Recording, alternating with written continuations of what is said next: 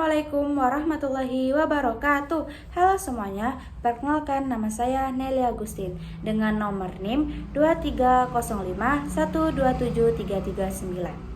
Saya dari Program Studi Pendidikan Matematika, Fakultas Keguruan dan Ilmu Pendidikan Universitas Riau. Baiklah, dibuatnya video ini untuk memenuhi tugas proyek mata kuliah pengembangan peserta didik dengan judul Teori Belajar Behavioristik dan Teori Belajar Sosial. Yang pertama adalah teori belajar behavioristik. Teori belajar dengan pendekatan behavioristik adalah teori mempelajari tingkah laku manusia. Teori belajar behavioristik merupakan teori yang mempelajari tingkah laku manusia yang menggunakan pendekatan objektif, mekanistik, dan materialistik. Sehingga perubahan tingkah laku manusia dapat dilihat dalam upaya pengondisiannya. Teori belajar behavioristik adalah teori yang menekankan tingkah laku manusia sebagai akibat dari interaksi antara stimulus dan juga respon. Seseorang dikatakan sudah belajar apabila mereka dapat menunjukkan perubahan pada perilakunya. Menurut teori behavioristik, yang paling penting adalah input yang berupa stimulus dan output yang berupa respons. Stimulus adalah sesuatu yang diberikan guru kepada siswa sebagai bentuk proses pemicu belajar. Hal ini bisa berupa pembelajaran, tugas, pertanyaan, atau interaksi antara guru dan juga siswa. Contoh yang pertama adalah pertanyaan. Ketika seorang guru mengajukan pertanyaan kepada siswa, itu sebagai stimulus verbal yang merangsang pikiran siswa dan meminta mereka untuk berpartisipasi dalam diskusi. Yang kedua adalah tugas atau latihan.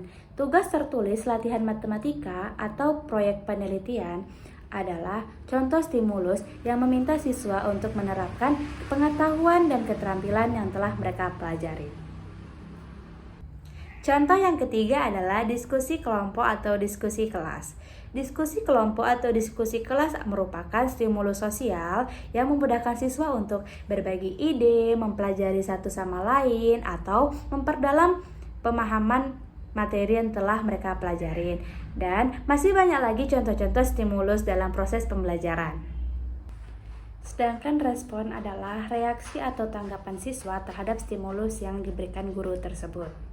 Ini mencakup beberapa jenis tanggapan, mulai dari menjawab pertanyaan, berdiskusi dalam kelompok, berpartisipasi di kelas, melakukan tugas atau mengerjakan tugas, serta menunjukkan pemahaman melalui kinerja atau tugas mereka. Respon siswa adalah cara untuk mengevaluasi pemahaman mereka tentang materi pembelajaran, keterlibatan mereka dalam pembelajaran, dan kemajuan mereka dalam mencapai tujuan pembelajaran yang telah ditetapkan. Contohnya, menunjukkan pemahaman melalui kinerja kerja, seperti membuat proyek, berakting saat drama, dan bermain alat musik. Dan masih banyak lagi contoh-contoh respon siswa yang baik. Dengan menunjukkan respon yang baik, dapat dikatakan suatu stimulus dalam pembelajaran berhasil terlaksana. Yang kedua adalah teori belajar sosial. Teori belajar sosial adalah suatu teori yang menjelaskan bagaimana individu belajar dengan menggunakan model yang kita kenal sebagai modeling atau observational learning.